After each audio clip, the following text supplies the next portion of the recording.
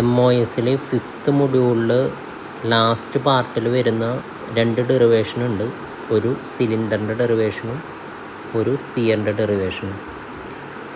അതുപോലെ തന്നെ അതുമായി റിലേറ്റ് ചെയ്തിട്ടുള്ള പ്രോബ്ലം ഇതാണ് ഓർ ക്വസ്റ്റ്യനിൽ, പാർട്ട് ബിയിലെ ഓർ ക്വസ്റ്റ്യനിൽ ഒരു ക്വസ്റ്റ്യനായിട്ട് വരാം.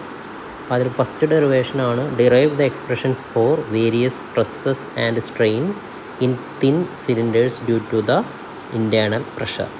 അപ്പോൾ നമ്മൾ ഡെറിവേഷൻ ചോദിക്കുമ്പോൾ ഈ ഫിഗർ വരയ്ക്കണം, ഫിഗറിൻ്റെ ഉള്ളിലുള്ള ഓരോ ടേംസും മാർക്ക് ചെയ്യണം. ഫിഗറിൻ്റെ ഉള്ളിൽ വരുന്ന സിഗ്മ സ്ട്രെസ്സ് വരുന്നുണ്ട്, അതുപോലെ പ്രഷർ, ഇൻറ്റേർണൽ പ്രഷർ പി വരുന്നുണ്ട്. ഈ ടേംസാണ് വരുന്നത്. അപ്പോൾ പി എന്ന് പറയുന്നത് ഇൻറ്റേർണൽ പ്രഷർ.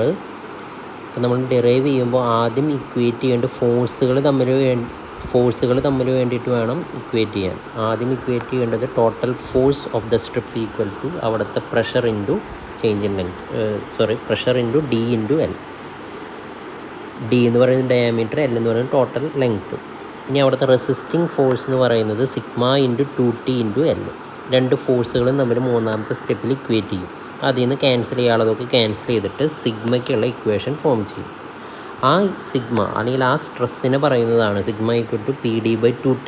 ആ ഇക്വേഷന് പറയുന്നതാണ് ഹൂപ്പ് സ്ട്രെസ്. ആ സിഗ്മേനെ പറയുന്നതാണ് ഹൂപ്പ് സ്ട്രെസ് അല്ലെങ്കിൽ സർക്കംഫറൻഷ്യൽ സ്ട്രെസ്. രണ്ടാമത്തെ ഇക്വേഷൻ നമ്മൾ ഡിറൈവ് ചെയ്യണത് ബേഴ്സ്റ്റിംഗ് ഫോഴ്സസും ലോഞ്ചിറ്റ്യൂഡിനൽ ഫോഴ്സസും നമ്മൾ റെസിസ്റ്റിംഗ് ഫോഴ്സും ഇക്വേറ്റ് ചെയ്തിട്ടാണ്. ബേഴ്സ്റ്റിംഗ് ഫോഴ്സിൻ്റെ equation pressure into projected area P into π/4T². അപ്പോൾ ആദ്യത്തെ ഇക്വേഷൻ കിട്ടും, ഇക്വേഷൻ 1. ഇതേപോലെ തന്നെ ലോഞ്ചിറ്റ്യൂഡിനൽ സ്ട്രെസ് സിഗ്മ 0 കിട്ടാൻ വേണ്ടിയിട്ട് നമ്മൾ റെസിസ്റ്റിംഗ് ഫോഴ്സ് ഇക്വേറ്റ് ചെയ്യും. Sigma 0 into P into D into T. അത് ഇക്വേറ്റ് ചെയ്യുമ്പോൾ ഇതുപോലെ രണ്ട് ഫോഴ്സുകൾ ഇക്വേറ്റ് ചെയ്യുക. ഇക്വേഷൻ 2ഉം ഇക്വേഷൻ 1ഉം ഇക്വേറ്റ് ചെയ്യുമ്പോൾ നമുക്ക് സിഗ്മ 0യ്ക്കുള്ള ഇക്വേഷൻ കിട്ടും. അതാണ് longitudinal stress sigma 0 equal to PD/4T. അതിൽ നിന്ന് ലാസ്റ്റ് മാക്സിമം ഷിയർ സ്ട്രെസ്, അതിൻ്റെ ഇക്വേഷനാണ് സിഗ്മ /2. അപ്പം 3 സ്ട്രെസ്സുകളാണ് വരുന്നത്. ഹൂപ്പ് സ്ട്രെസ്സ് അല്ലെങ്കിൽ സർക്കംഫറൻഷ്യൽ സ്ട്രെസ്സ്, രണ്ടാമത്തത് ലോഞ്ചിറ്റ്യൂഡിനൽ സ്ട്രെസ്സ് സിഗ്മ 0, മൂന്നാമത്തത് മാക്സിമം ഷിയർ സ്ട്രെസ്സ്. ഇനി ഇതിൽ വരുന്നത് സ്ട്രെയിനുകളുടെ ടേം.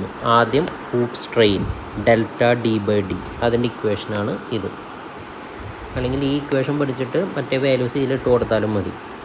രണ്ടാമത്തത് ലോഞ്ചിറ്റ്യൂഡിനൽ സ്ട്രെയിൻ ΔL/L, അപ്പോൾ അതിനും ഒരു ഇക്വേഷൻ കിട്ടും. മൂന്നാമത്തത് വോളിമെട്രിക് സ്ട്രെയിൻ, അതിനും ഇക്വേഷൻ കിട്ടും. ഈ 3 ഇക്വേഷനും പഠിക്കണം. ഇതെല്ലാം സിലിണ്ടറിൻ്റെ കേസിലുള്ള ഇക്വേഷൻസാണ്.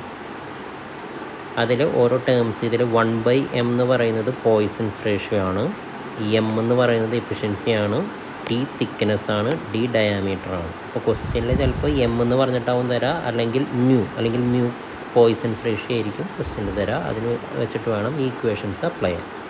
അപ്പോൾ ഈ ഡെറിവേഷനാണ് ആദ്യമായിട്ട് വരുന്നത്.